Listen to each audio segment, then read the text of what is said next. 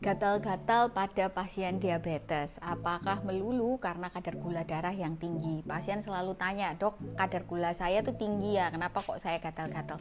Tapi ternyata tidak hanya itu, ada beberapa penyebab lain pada diabetes yang bisa mengakibatkan gatal-gatal. Dan Anda wajib tahu apa saja itu. Yang pertama, gangguan ginjal.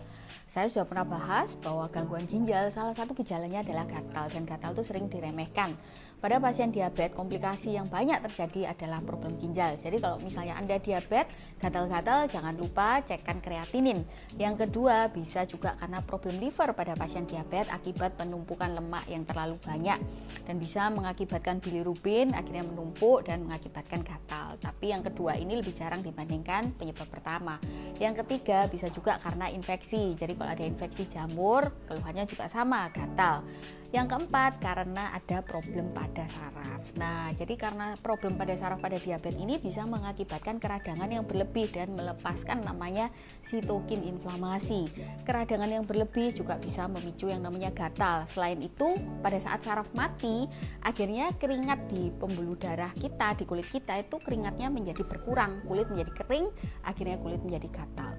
Terus gimana dok solusinya? Yang pertama tentu kita harus menjaga supaya kadar gula stabil.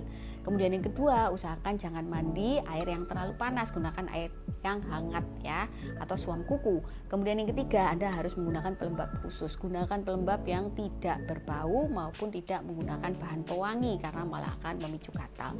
Kalau masih belum membaik, sebaiknya konsultasikan pada dokter yang merawat. Saya Dr. Devi Penyakit Dalam.